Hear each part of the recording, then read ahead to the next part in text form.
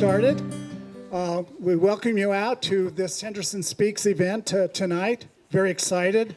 A huge crowd and a lot of faces that I haven't seen before. So, as I tell you, every single one of these meetings, no shame, but I plug the Henderson Historical Society. Well, on our website, if you want to become a member, you just up in the right-hand corner, click on that, follow the instructions, and we even have it set up so you can pay by a credit card and it will automatically deduct every year. So I imagine most of you are already members, but if you can tell friends, relatives in the city of Henderson, because membership really is our lifeblood, and COVID really did a hit on us. We had about 150 members, and I think we got down to something like 60 or 70, it seems like. Numbers are starting to approach back up to 100, but we really could use all the membership that we could, because while we have the captive audience too, I'm going to plug Don Griffey and his fire truck out there. I don't know if you guys got to see it as you came in. You bet. I took the notes down in 1929, I believe, if we're correct on that. And then also, I want to put a plug into for, speaking of fire trucks, the old firehouse.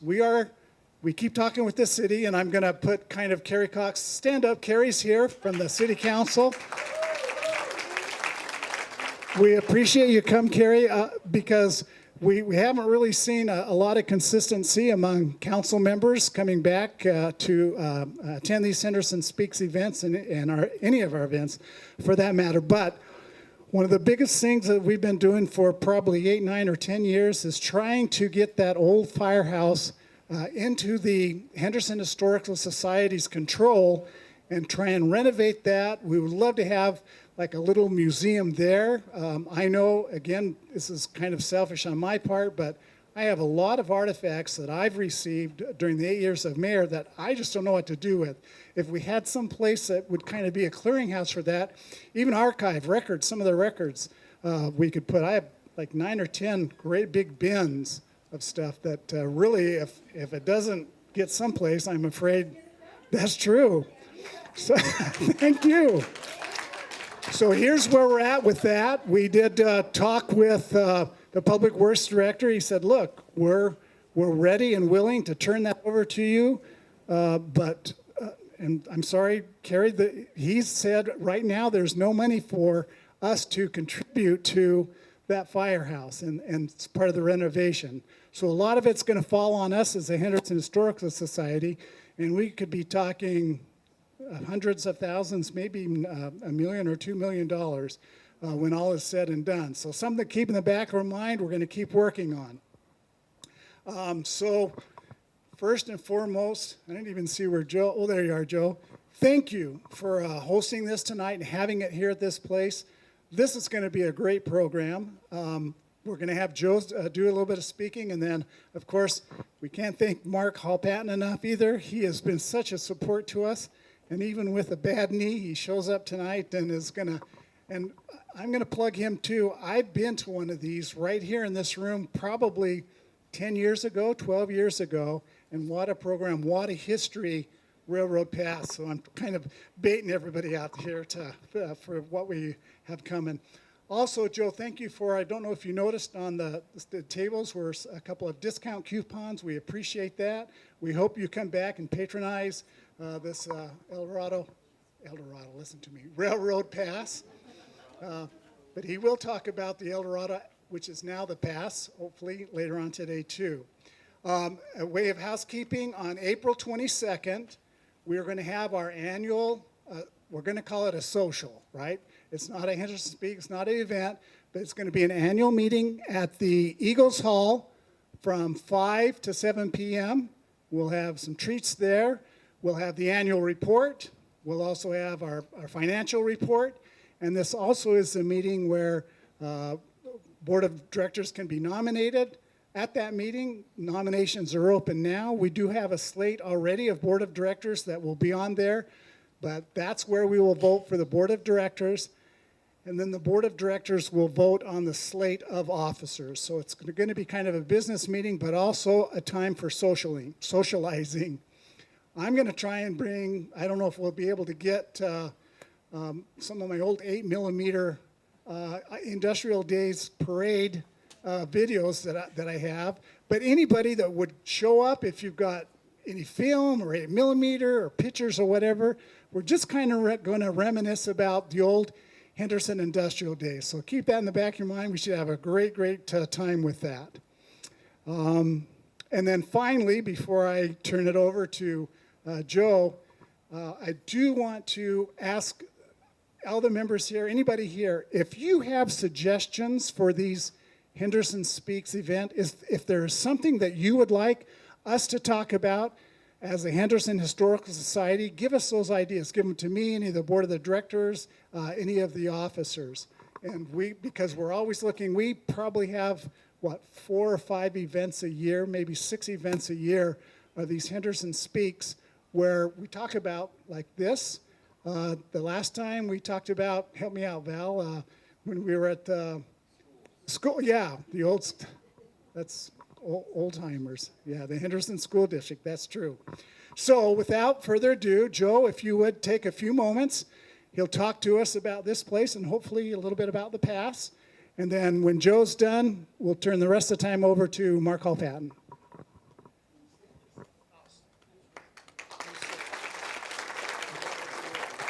You know, I want to thank everyone for being here. What a nice crowd. And,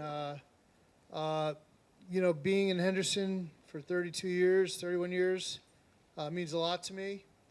And a lot of what Henderson is all about is people like Andy Hafen. And it's an honor to be introduced by him. And we all know him as Mayor Hafen, and but kind, gentle, affirmative, and productive, and I appreciate all that, Andy. Okay, so I was asked to talk about Henderson, and I'm not going to steal any of Mark's thunder about Railroad Pass. I'm not going to steal any of Mark's thunder since I purchased it, and that's what I'm going to do. We'll talk a little bit about the city of Henderson and what we've done here also, but here we're at the Railroad Pass, and there's so much to know about, so much to understand, and so much to appreciate. I decided to buy it one day when I drove by on the way back from the lake. I live in Henderson. And I came by and I just had some curiosity. In the 25 years at the time, or 26 years I had lived here, I'd never stopped in. So I stopped in on the way back from the lake and with my crowd, and we had the buffet, and we walked around. It was raining, so the roof was leaking, and the air conditioning wasn't quite working, but there were long lines everywhere. People wanted to be here, and it said something to me. So I said, I wonder who owns the Railroad Pass and whether I could buy it, which is an odd thought for a somewhat younger business person. And I found out that MGM owned it. They didn't want it. I called them, and they sold it to me. That's as simple as it was. And the little did I know what I got, but that was 2014, and we closed in 2015. And soon thereafter, I became licensed to run the Railroad Pass and by the Nevada State Gaming Commission. And we're license number 4. Correct, Mark? Thank you. I get that wrong sometimes. 1, 2, and 3 are gone. So that makes us the oldest running casino in the state of Nevada, which would also make us the oldest running casino in the country, which is really exciting for us. We respect that. And the way it was explained to me is I'm just kind of here to watch it for a while. All right, and contribute to it, but watch it. Make sure it grows with age and ages nicely. But when we did buy it, we had a strategic plan, and we went right to work on it. And we updated the property. We painted the exterior, as you all know. We replaced that roof that was leaking. We replaced the air conditioning system, which isn't an easy task in a building that was started in 1931. All right, we replaced the elevators. We refinished all the rooms, which we're getting ready to do again in the original rooms. We redid the steakhouse here. We redid the dining area in the Iron Rail Cafe. We added a Sbarro. We took out many of you might not be happy about this, but we took out the buffet and added machines. If you want to play later, you can play. Usually it doesn't work out too well for you, but you can play. All right. The big thing, what happened, people don't realize, for a year after I bought it, they started building the I-11. And there was, at times, for months, there was no access If you wanted to come from Henderson, you had to go to Boulder City and turn around. If you wanted to come from Boulder City, you had to go to Henderson and turn around. So you can imagine what that did for business. But you know what I decided to do? I said, I'm going to use this as an opportunity. I'm going to take some time, keep it open, keep all my employees. We're going to build the travel center. And I said, Joe, what's the there's no travel centers in Henderson. Well, we built the Railroad Pass Travel Center, which services trucks, cars, RVs, boats, and was a huge success. And it was a huge success not just for the travel center, for City of Henderson, and for truckers, but for the casino. It really complemented all the people that come here from both Henderson and Boulder City, where there is no gaming. So then along came the highway, and we found after they turned over the highway, which took a while, we found that we had 43 acres because the highway used to go right between the sign and the front door here. So they abandoned their easement, or they abandoned their right-of-way, okay? And I ended up with all the space. So we built more parking spots. And it just kept getting better and better. So I got with my dad, who's a thinker, and we decided to move all the dirt over here to the other side of the sign, to the north, and we built a heliport. Does anyone know we have a heliport here? We don't use it a lot, but it did cost me a lot of money, so I'll brag about it. Then I got with, at the time I saw his dad say, Bruce, I got with Rod Woodbury. I said, you know what would be nice? We have 120 rooms. I want more rooms. We're going to do a tower. So I got that in my mind, and we designed this Holiday Inn Express, which is here now. But back then it wasn't here. It was, in fact, COVID came at the time, and no bank would fund Holiday Inn Express. And we were the first ones that came back that they did approve to fund, and we built it, and it's been open for 3 months, and it's doing fantastic. And not just fantastic for itself, it's doing fantastic for my new hotel, for the old hotel, and naturally for the gaming and the travel center. So we did that. Now, most recently, on the 28th, which is a week from yesterday, I think, if I'm right, I've been traveling a lot, we're starting the Bullet Train Tavern, which is going to be a restaurant right on the highway here, next to the sign on a pad I've set aside for years and years and years. And it's going to be everything that, let's see, a BJ's on Eastern, if you've ever been there. Everything that is, that's what the Bullet Train Tavern is going to be.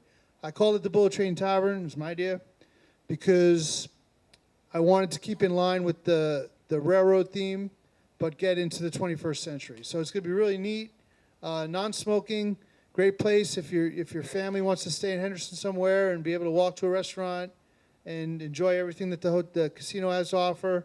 I think the Bullet Train Tavern is going to be great. Then, because I was bored, I bought 25 acres on the other side of the highway on Railroad Pass Casino Road, and we're putting another travel center, which is under construction, and we're putting 10 acres of industrial buildings there in for permits. The travel center is already under construction, and we're going to build an industrial park there. There won't be any other gas stations or travel centers because we have a deed restriction on the balance of the property. And but this exit is going to be called ours, I think. And we're real excited about that. There's going to be additional. We got that property annexed into the city of Henderson. You'll all appreciate, I'm sure, at this meeting. And the balance of the exit has also been annexed, and they're going to do big box manufacturing, distribution, retail, warehouse facilities. It's going to be really cool. So you come to this exit, and a lot's going on.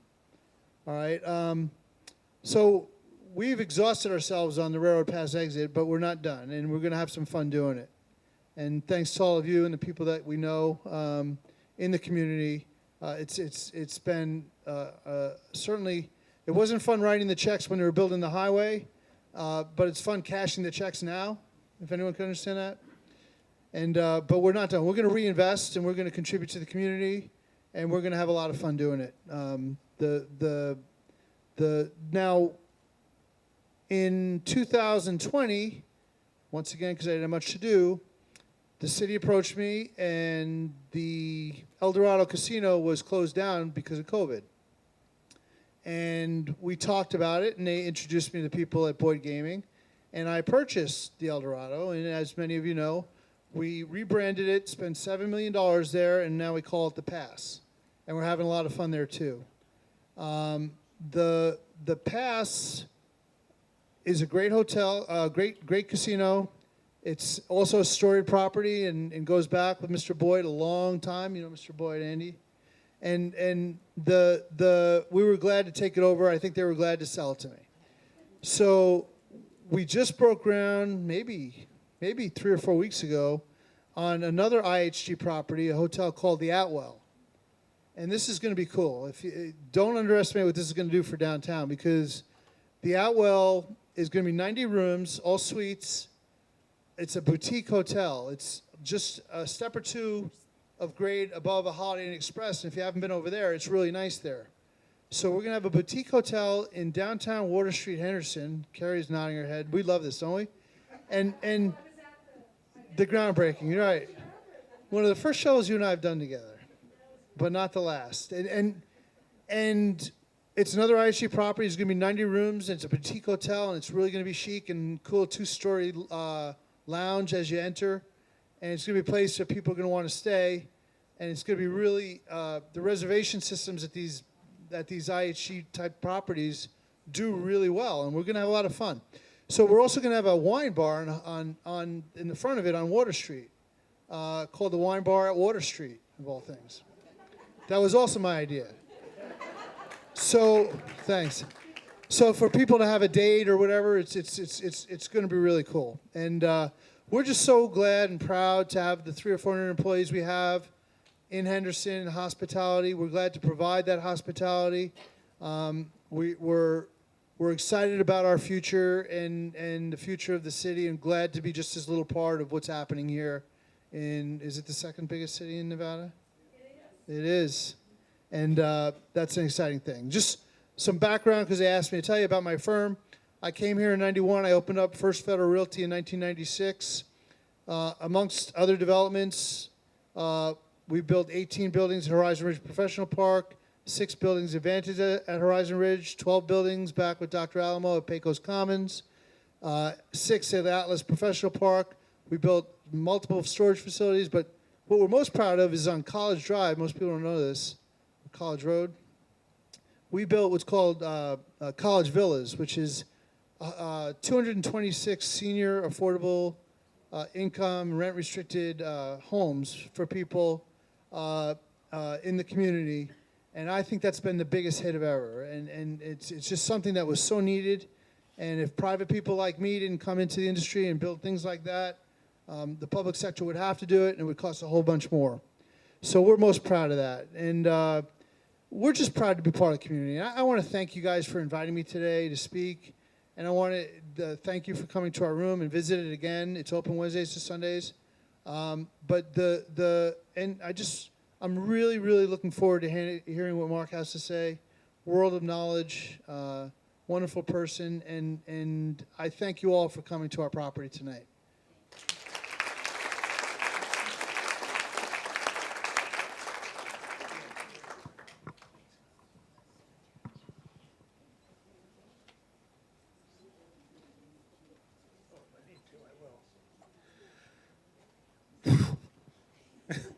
I don't get bored too often, but don't stay too busy either. When you get bored, you get things done. All right. You guys normally hear me when I introduce other people. Not tonight. Tonight, you get to listen to me.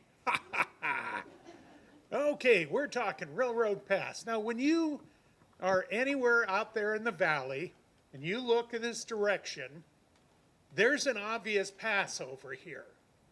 You can always tell this is a pass. This is where you're going to go out of the valley at this end of the valley. You know, in the Vegas Valley, there are only 5 ways in and out of the Vegas Valley. It's one of the things we don't tend to remember. One of the major ways in and out of the valley is Railroad Pass. Going back to the 1860s, when the first real mining was being done down in El Dorado Canyon, when people wanted to get something to eat, you weren't getting it in El Dorado Canyon. You had to come up into the Vegas Valley. There were a couple of ranches here. People would come up through this pass down into the valley. It took 5 days to get from El Dorado Canyon over to what was then the Las Vegas Rancho and buy maybe a couple of heads of cabbage or something and bring them back. But they would go through here. Didn't have a name at that point. This was just the route. Well, later on, someone ran a railroad survey through here.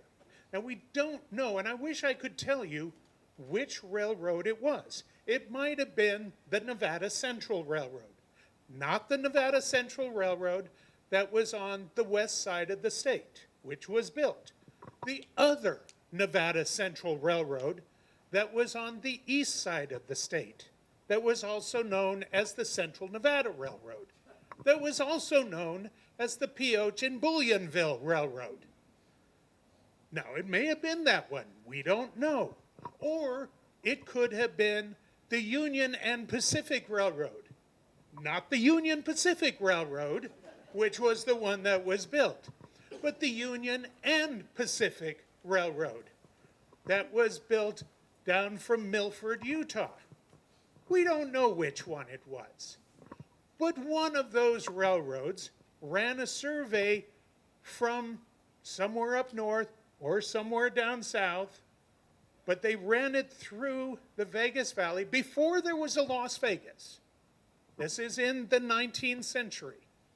And they ran the survey through the valley, through here, all the way down to El Dorado Canyon. You might be saying, how come? Because there was a mining district in El Dorado Canyon. And in El Dorado Canyon, because there was a mining district, they were mining there. And there was a lot of ore coming out of there. Railroads were built to move goods. Railroads were never built to move people. People were an afterthought. Why do you think Amtrak doesn't make money? Why do you think the Burlington Northern Santa Fe makes money? It moves goods. Railroads move goods. That's how they make money. So anyways, they were going to put in an extension to either the Union and Pacific, not the Union Pacific, or the Nevada Central, not the Nevada Central. We don't know which one. But they were going to put a line in through here down to El Dorado Canyon and move ore out of there. The railroad was never built. But because this particular pass didn't have a name, it went on the maps as Railroad Pass. We had a name. Woo-hoo. Nobody cared. There were a couple of really small ranches here. There was no town here. We didn't have Las Vegas until 1905. One of the nice things to remember is we are the largest urban area in the United States, founded in the 20th century. Always something to remember. But people did start calling it Railroad Pass. It went on the maps as Railroad Pass. It continued as Railroad Pass. And when Las Vegas got created and people started moving into here, this was known as Railroad Pass. Nobody thought much of it until a fellow named Professor Robert T. Hill started prospecting this area. And he found alunite. Ooh. Now you might be thinking, yeah, so who cares about alunite? Well, in 1908, Goldfield was still doing pretty well. And Goldfield was where they found a lot of gold. But they found the gold in alunite. So when they found alunite down here, they thought, there's going to be gold there. And Professor Robert T. Hill was a mining engineer. So he had found the alunite. He went back to New York, talked a bunch of investors into investing with him. Now, these weren't miners. These were investors. So they didn't know what they were investing in, except it was alunite, so they were going to find gold here. And They invested in his mine out here. He created the Alunite mining district here, and he started mining out here. And that's where we got Camp Alunite. It's also called Camp Vincent and a few other things over the years, but that's where we got Alunite. Now, this is important for Railroad Pass Casino, by the way. This does come to be a part of what you've got here now. But I've got to get there. So he starts mining, and he continues mining, and other people come here. You know, he doesn't find any gold, but that doesn't mean others don't start looking. Just to give you a quote from the New York Times, September 12, 1908. Weary of the semi-somnambulance which comes with the development of its agricultural and artesian resources, Las Vegas, Nevada, which acquired a taste for mining during the Greenwater boom, is now mothering a boom of its own and offers Alunite to the world as a coming rival of Cripple Creek and Goldfield. The new camp is situated in a long, dry wash leading to the Colorado River, some 23 miles southeast of the little Nevada town. Whether or not there is anything prophetic in 23, that refers to the number of sites that they had found here, remains to be proven. It is said that a New York company under the management of Robert T. Hill has been quietly developing in the district for several months and is now convinced of its value. A company known as the Alunite Mining Company has been formed, and the first news of the camp is now finding its way into the columns of the local press. It is said that the rush is already beginning, and the prediction is made that 3,000 people will be in the district before March 1909. Inquiry at Las Vegas discloses no element of sensationalism in the atmosphere, though several fortune hunters have quietly left to ascertain the facts for themselves. The district first commanded attention at Railroad Pass over 20 years ago, but nothing of great commercial value was found. No sensationalism there. Now, the boom really only lasted through about mid-1909, and I should point out this wasn't the only gold boom in the Las Vegas area in 1909. There was a 2-week gold rush at the foot of Sunset Mountain that year as well. Now, didn't go anywhere, but 2 weeks, got something out of it. But Hill continued to mine. He was convinced that there was going to be gold here. He went so far as to patent his mine.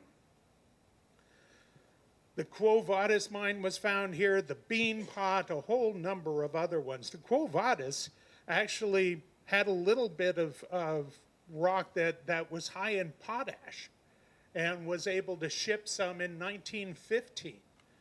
So there were still little spurts of activity here, and it continued to kind of make it into the papers over the years. And so it was an area that if you lived here, you knew about Railroad Pass, and there was just sort of ongoing little bits of mining going on here. There was a small community here, miners over the years, but nothing really ever happened here. But in 1929, when the Boulder Canyon project came into being, that was going to change. Now, Hoover Dam, it wasn't named yet, but there was 3 possible sites for where the dam was going to be built. It wasn't necessarily going to be built in Black Canyon. There were 3 different sites that it could be built. And it was really based on what the rock was like in the canyon and how much it was going to cost. It's always a matter of the money. And one of the major things about money was how much was it going to cost to get the materials to the site of the dam. And the only way to get the materials there was you had to build a spur line on the railroad. Now, there were 3 different possible spur lines. One could have come up from the Santa Fe all the way up through Mojave County, and 2 different ones could have come off the Union Pacific. Well, the shortest one was the one that would have come from Arden all the way past here through Railroad Pass and around to Black Canyon. Well, gee, shortest line, only about 23 miles. That turns out to be the cheapest way to do it. The rock was good there. Guess where we put the dam? Right where it is. Now, what are we looking at here? Well, we had something else going on. The people who were overseeing this, that were providing the money, was the federal government, the Bureau of Reclamation. Bureau of Reclamation was run by Elwood Mead. And over him, Department of the Interior, that was Wilbur Lyon. These 2 men were hardcore temperance fanatics. These people believed in social engineering by law. And they believed in the fact that they could make for a better workforce by making sure that you weren't going to have any alcohol available to the workers, and you weren't going to have any other vices available to the workers on the dam project. Well, how do you do that? Well, you first look at where are you going to house them. First off, where's the only community around here? Las Vegas. Well, they came out and looked at Las Vegas. Unfortunately, when they came out and looked at Las Vegas, one of their party was taken aside by a couple of local reporters. Now, they had shut down, Las Vegas had shut down all of Block 16, all the bars, all the brothels, everything on Block 16. It was closed, not just closed. They had boarded up the front doors. They'd taken down all the signs. They'd shut everything down. Not going to have any of that. We're going to show a squeaky clean image. Think of Las Vegas with a squeaky clean image. There's an image for you. Problem is, 2 of the reporters got one of the guys to one side and said, let us show you around. Took him over to the Arizona Club. Closed. Front doors boarded up, signs down. Side door was open. Bartender was still inside. They sat there all afternoon, drank, told him stories about how great Las Vegas was. Got him back to the train just in time when the train was leaving. Of course, he was 3 sheets to the wind, for lack of a better term. And we got Boulder City out of the deal, because there was no way they were going to have their workers living in Las Vegas. Den of vice and iniquity. So we got Boulder City. Not only did we get Boulder City, but Boulder City was a federal reservation. It was not subject to state law or county law. It was separated.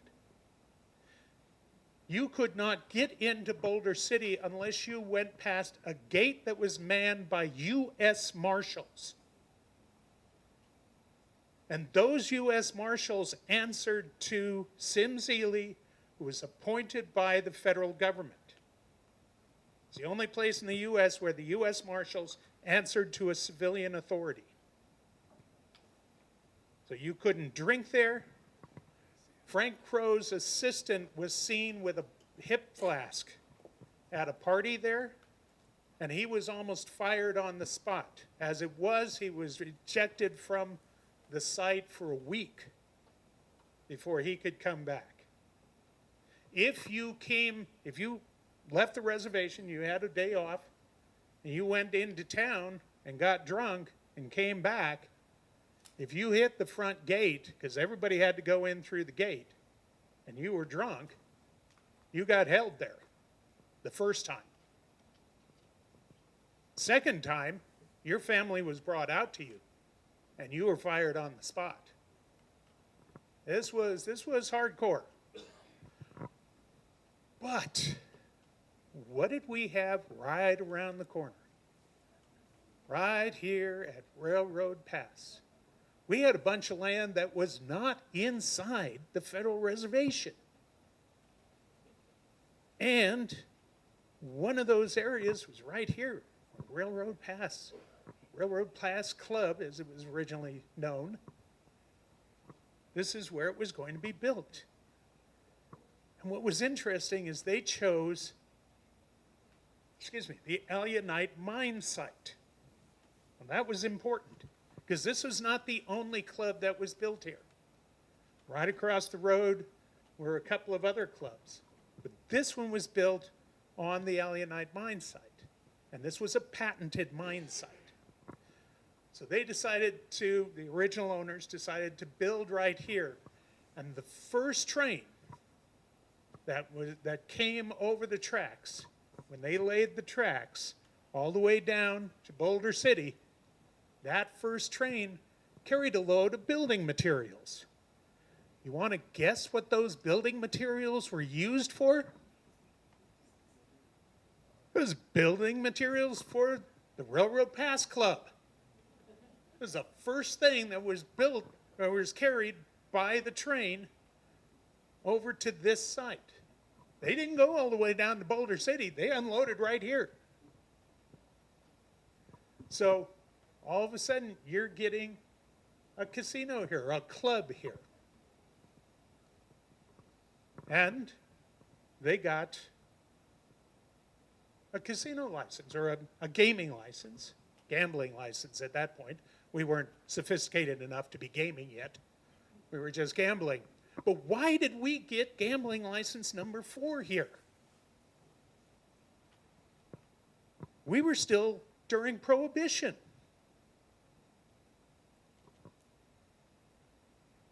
There was only 8 slot machines and 1 table game here. You think you'd make good money with 8 slot machines and 1 table game?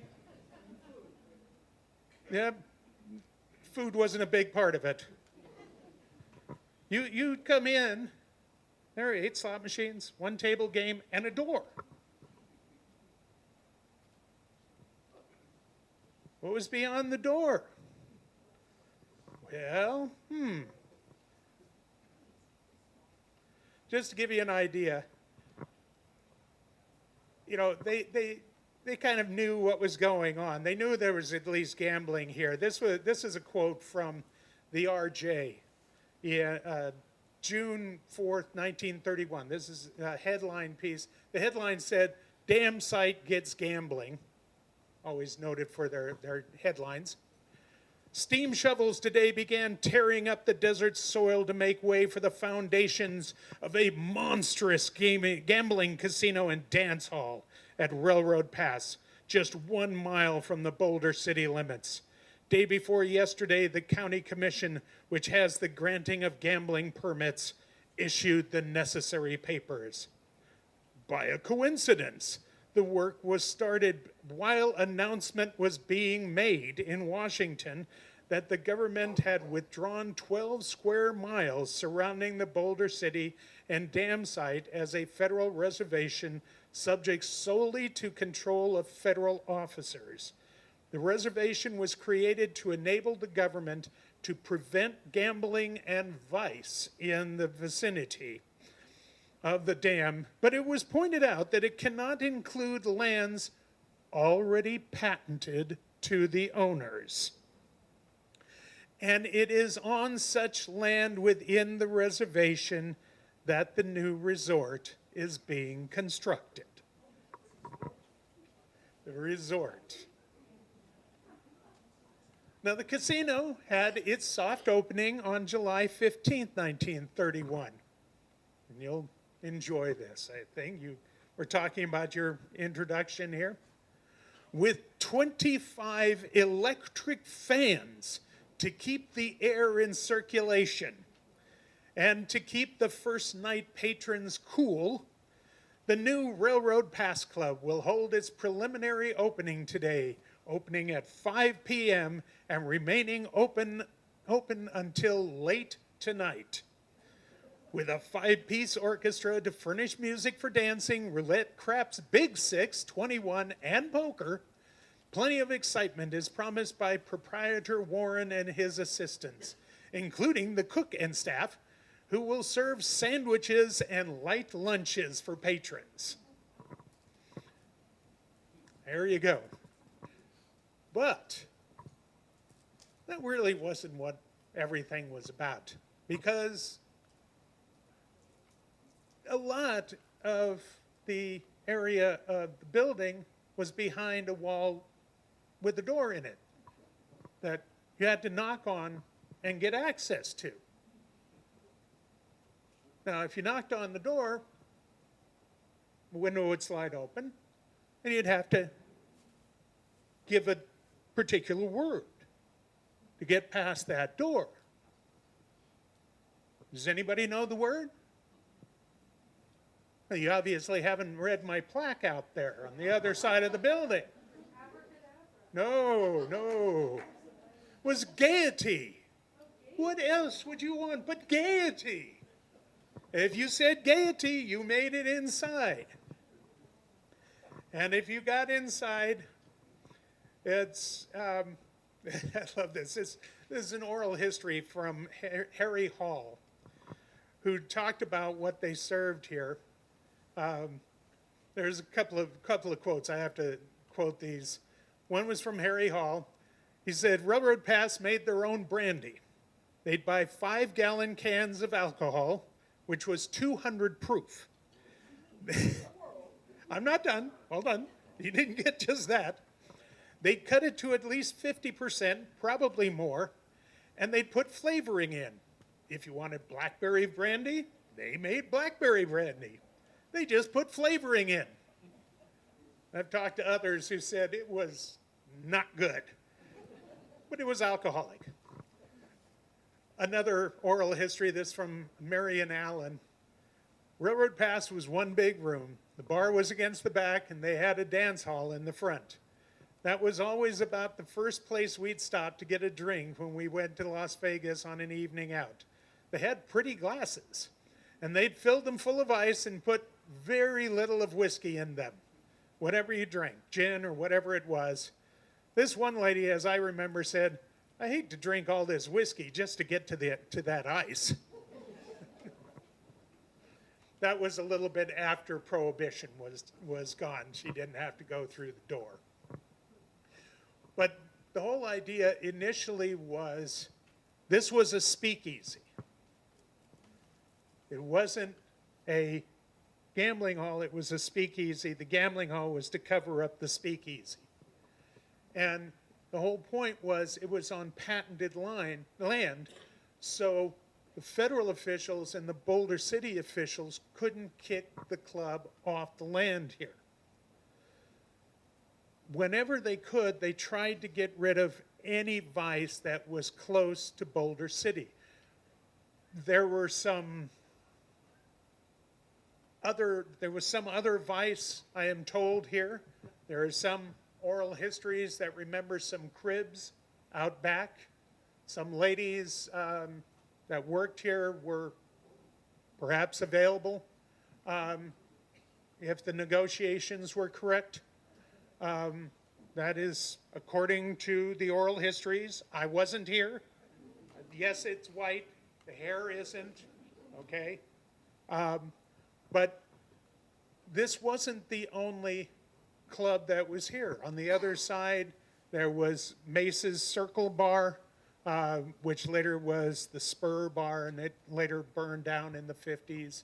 There was another bar just a little bit down from that. I don't remember the name of it, but that was closed down in the early 30s when the school teacher from Boulder City saw one of his teenage students hanging out in the doorway of the bar. He came back, talked to the legal authorities, they shut down the bar. And in this area, just down this way a little bit, were two Hoovervilles that were rather notorious here. One was Oklahoma City, and the other one was Texas Acres. And those two Hoovervilles, and for those of you who may not know the term, probably all of you do, but just in case, Hoovervilles were basically tent cities for people who were homeless and following jobs, following work, if they could find it. In this case, at one point early on in the work on Hoover Dam, there was the international workers of the world tried to unionize the workforce on the Hoover Dam project. They infiltrated it, started working hard to unionize it. It was their last major effort to unionize a project in Nevada. Unfortunately, they didn't take into account just how ruthless the 6 companies were willing to be. As soon as the 6 companies realized what was happening, they closed down the project and fired everyone, whether you were a union member or not. They closed the entire project for 2 weeks. Fired everyone.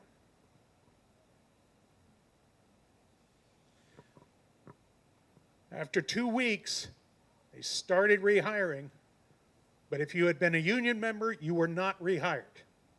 If you had talked to the IWW, you were not rehired.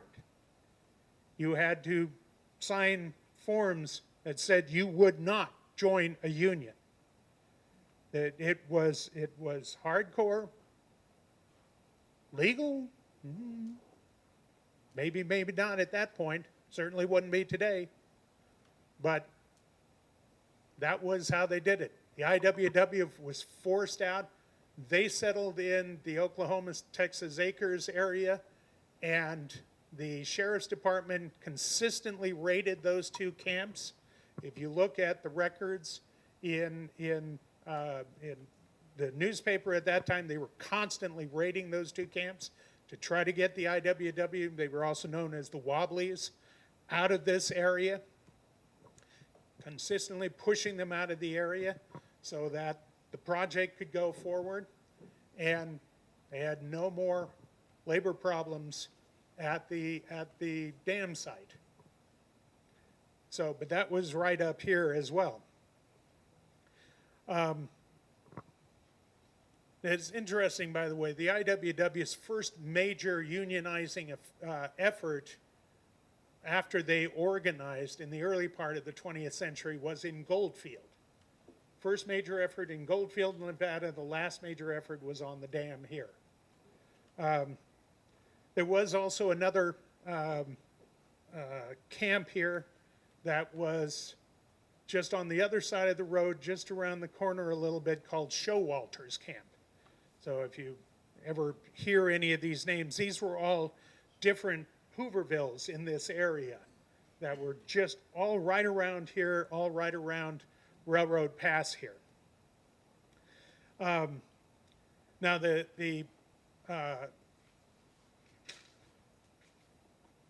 Railroad Pass Club turned into Railroad Pass Casino relatively early on, and it continued to operate. It went through various different owners over the years. Let's see, and I'm going to run through these. Some of them you may have known. I'd be interested in talking with you afterwards. If you know some of them, I know you'll know. But the first proprietor was I.B. Settle, sold out to Mrs. O.D. Johnson sometime in the 1930s. She sold it to Chick Fexer. I'm not sure if I'm pronouncing that correctly. Clarence Blazier and Chick Nelson in 1942. Fexer bought out his partners and ran the casino until his death in 1951. His widow ran it after his death for a short time and then leased it to Fleet Martin, Leslie Jones, Wade Stevens, and Bill Aikens in 1952. And nobody know? Okay. They sold out to Sam Presley Jr. in 1960.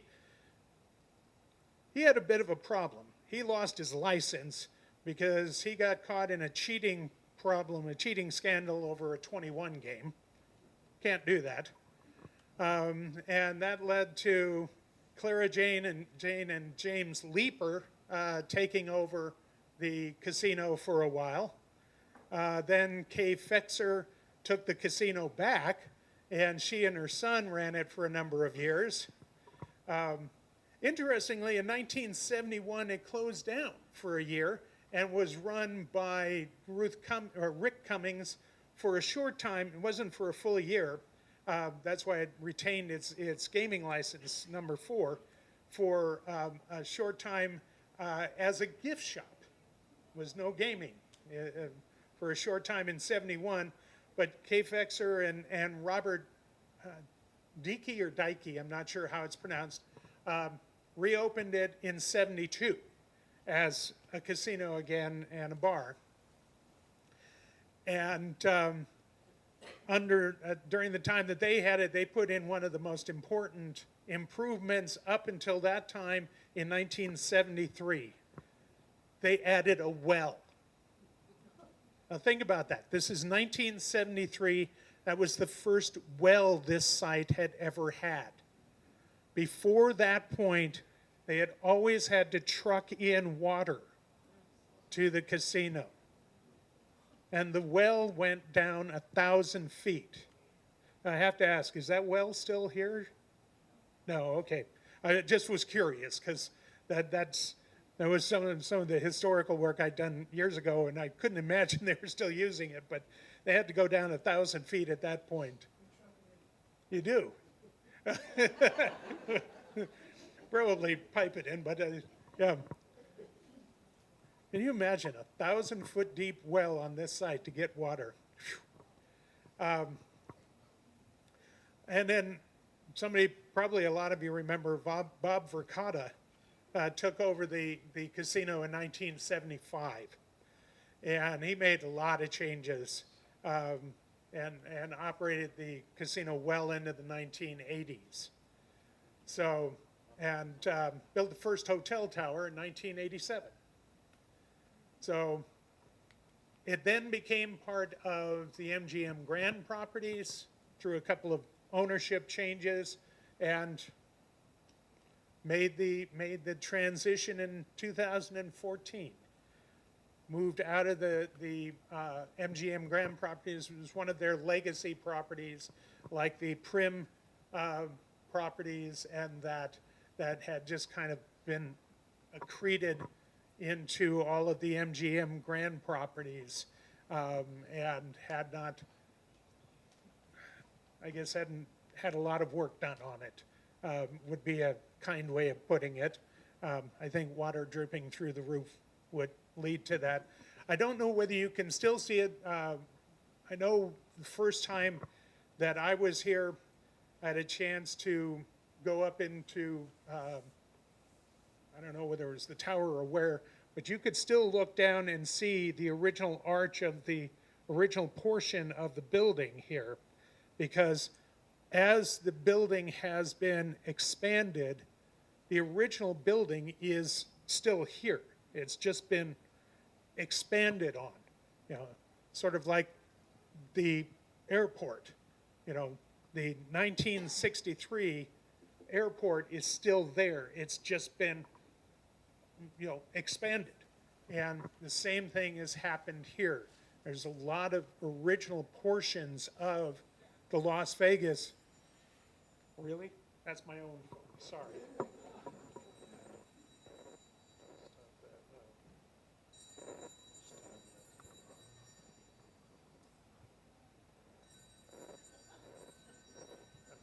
declining. It won't decline. Okay, I'll just ignore it. Sorry. We all hate those things, don't we? I certainly do. It's a new phone. It doesn't do what it's supposed to. Anyways, it was interesting because I walked around and I saw a lot of the original portions of the building that are still here.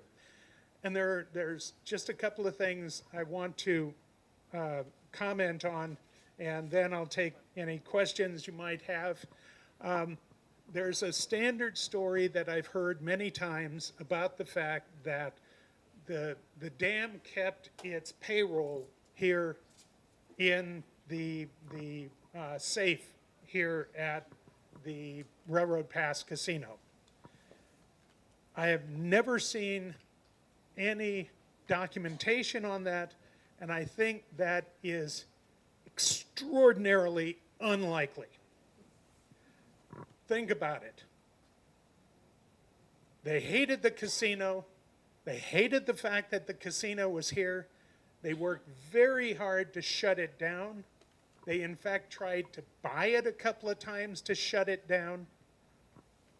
Why would they possibly have kept it here when they've got federal marshals in Boulder City who could watch over it? I think that came out of the fact that there are two safes here. Now, if you've got a casino and you've got a lot of cash running through it, it makes perfect sense that you're going to have safes here. It's highly unlikely that if everyone affiliated with the dam project hates you, it's probably unlikely that they're going to give you their money to hold on to. Two, one of the other things that did happen here was there were prohibition raids on this site, not on this building, not on the club, even though they knew that drinking was going on here, but on people living in this area. One of the ones I like was when Sheriff Williams, Williamsville, the rag town that was down next to the river, and all of that. But he was known for knocking over stills and all of that all around the federal reservation. But he was watching one particular shack here, and he saw a guy go inside, and the guy came back out and he noticed that his shoes, one of his shoes, had a crack along the sole, just one of them.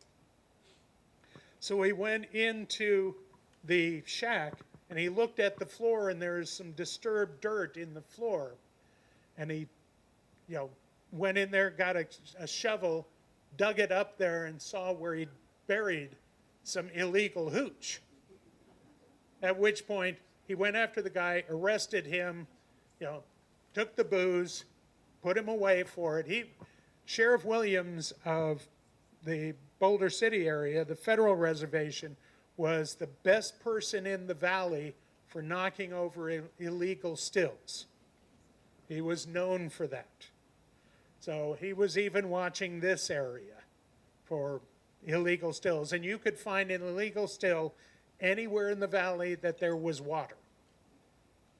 And you could find it pretty much anywhere in southern Nevada where there was water. So we were known for the fact, throughout the state, by the way, not just down here, as being one of the wettest states in the nation during Prohibition. So that's what I've got for you. Don did a very nice job of bringing us up to today. Been quite busy. And that's what I've got for you. Do you have any questions? Yeah. So the original bar was one room. I'm curious of the square footage and the square footage as it grew throughout the decades. I don't have the square footage offhand. You could kind of figure it out.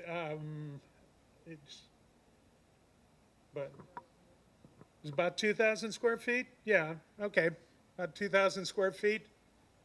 20 by 100. Yeah, that'd be about right.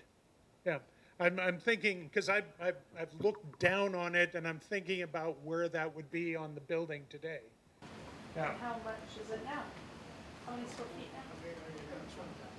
about 20,000. Yeah, it's been added on to significantly since then. But if you look down from above, you can see the arch of the original building. And you can see it in some of the, well, it's hard to see. These are from the front, but it's an arched roof. It's not a Quonset hut, but it kind of looks like one. If you think of a Quonset hut kind of roof line, that's what it looks like. Yeah. I'll give you a little hint. It's called a boat trust. Yeah. Yeah. There was only 2 buildings in Henderson that had boat trust. If you didn't know that. And he grew up, he still lived here. The old movie theater used to be down by, The Victory Theater in is Henderson. that what it was called? I don't know. All I remember is I remember my grandfather, or my uncle giving me a silver dollar, and I thought it was a 50-cent piece, and I went to the movie and the guy gave me back change for $1, and I go, oh. But that theater was across from the fire station. On that, up there, and that was boat trust. That was the only 2 boat trusts. Good. And I actually been up inside of it. Oh, fine. He's talking fire about the department. fire station we're gonna save. Okay. So what happened to the railroad tracks that were up here? Those, well, they covered those, they didn't take them out because it was seen as something that could be restarted. When they were paving, there was some talk on the part of on part of NDOT to take the whole thing out, and then they did their study and said, no, this is a particular line that might have a value in restarting. So we'll just pave over them and make sure that they could be restarted if they need to be. And is it true that they're going to do that? I heard. Well, I don't know whether they are or not. I haven't looked at that. Anybody know that that's here? I heard that. You heard that they're going to restart that? Yeah. They're gonna uncover them. I have a suggestion. I haven't even heard that. Well, Yeah. I have a suggestion for the owner that wants to expand. Maybe he would like to do the railroad. Yeah. well, I think that's an NDOT thing. That's because I don't think he could cut up the highway. I think the NDOT would be upset if he starts cutting into the highway. Yeah. Going back to the beginning, alunite is a potassium compound that has commercial value on its own. And my understanding is that they were actually extracting the alunite and using it in commercial products. So it wasn't just that they associated it with possible gold, but it had value. It did, but he wasn't selling the mine that way. He was selling the mine as he was going to find gold here. That was how he was promoting it. Right, now, so we get to the side of the railroad path. If you look right across the street, what's called Black Hill, it's not part of the McCulloch Range, but the McCulloch Range is over here, then you have Black Hill right across the street. When they did the original railroad survey, that was a potential route, was between Black Hill and the McCulloch Range. And the tracks were supposed to go down into El Dorado Valley, where there was also alunite down there. But they were already mining down there. Ah, yes, but now the El Dorado mine, the Chatticut mine, was sending their gold out down the Colorado River on barges. But it's still... So they weren't bringing it up this way. No, they weren't. But if there had been a railroad there, it would have been cheaper to send it by rail, because what they were doing was they were sending, and it wasn't just the Chatticut, there was the Wall Street and a whole, there were a dozen mines down there.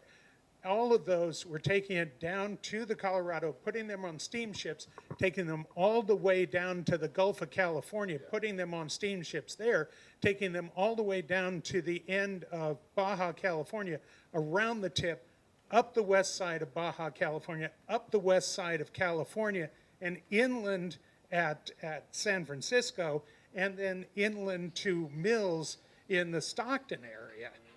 You know, that's a long way and a lot of cost. If you can put that on a railroad and bring it up to a mill, shoot, in Utah or up near Pioche, you're saving a lot of money. That's what they were looking for.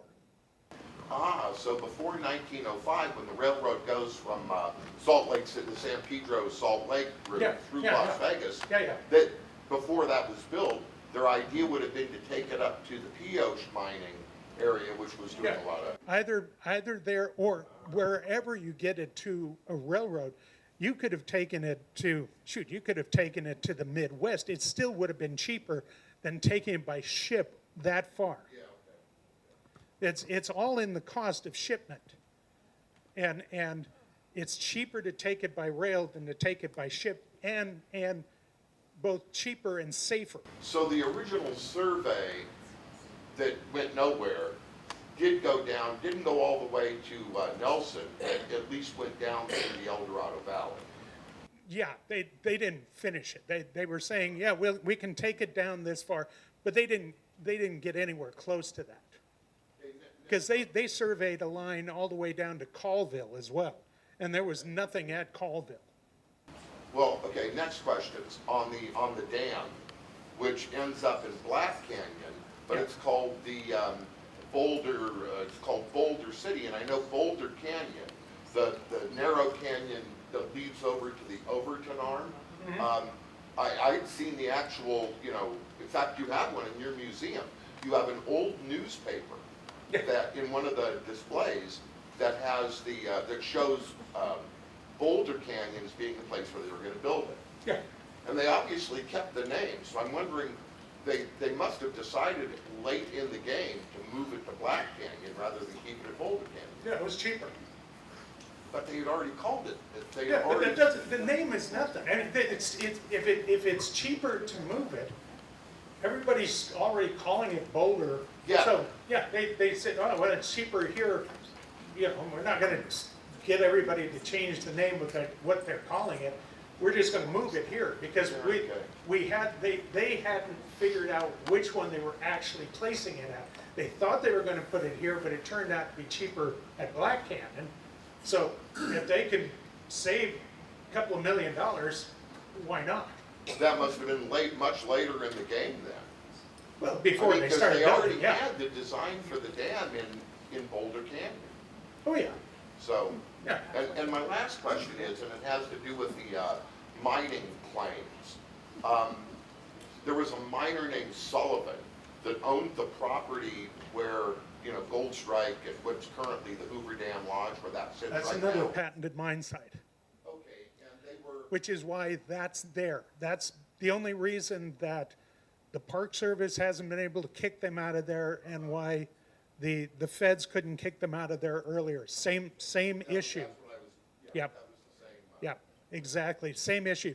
The oldest patented mine in the state of Nevada is the Techatecup mine, but there are other ones, and this site and that site are both patented mine site. What's the claims. difference between a patented mine site and a mining claim or mining prospect? A patented, good question. A patented mine means you own the ground underneath and the ground on top, and the federal government cannot move you off of it. It is a legal process that you go through, and the federal government cannot remove you. If you just have a claim, they can move you. It's one of those things that we don't think about, but if you have a mine, the government can take that. If you know, legal exigencies, you know, military need, whatever it is, if it's a patented mine, they can't. Okay, one more question. Yeah, Sean? So this was gaming license number 4, and 1 through 3 no longer exist. Where were those licenses held at? Oh, can't tell you offhand. Sorry. Good question, but I don't know. Well, I was The one right across specifically, from what used to be Union Plaza, that was number 1, the corner building. No, it wasn't number 1. No. What you're thinking of was further down. That was, what's her name? And it wasn't, that was a city license, not the state license. Losing her name. Anybody remember blast it, I'm blanking on her name. She got the license because her husband and her son both worked for the railroad. They couldn't get a license because railroad wouldn't allow anybody to be involved in gaming. So she got, Mamie Stalker got the first gaming license in the city of Las Vegas. And that was at Northern Club. I have Googled, so. 31. The first 4 licenses were Boulder Club, Las Vegas Club, Exchange Club, and Northern Club. yeah, those are city. They were located, but they were the first 4. They're city licenses. Yeah, those are city licenses. Yep. And it's one of those weird things because city licenses, county licenses, state licenses are all different. And the city licenses were for, I think, a month at a time. Yeah. Well, it's got to understand, licenses for doing different jobs can be really interesting, especially when you get down to the city level. I'm going to pick on Henderson on this one. At one point, City of Henderson had a specific license to be a palm reader. If you were a palm reader. Yeah, okay.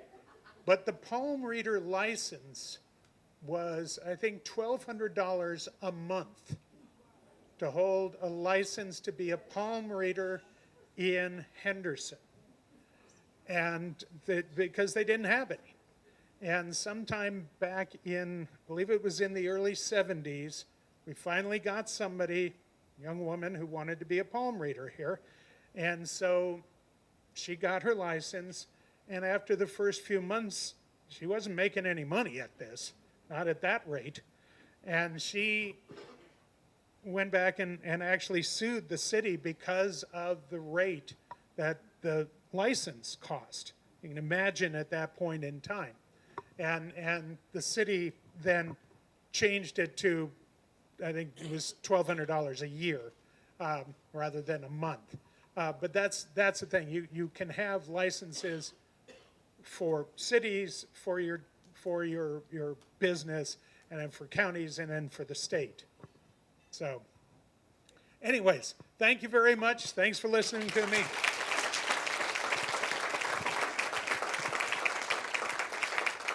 Well, once again, thank you, Joe, for hosting this and having us here. For your remarks, yep, please, again.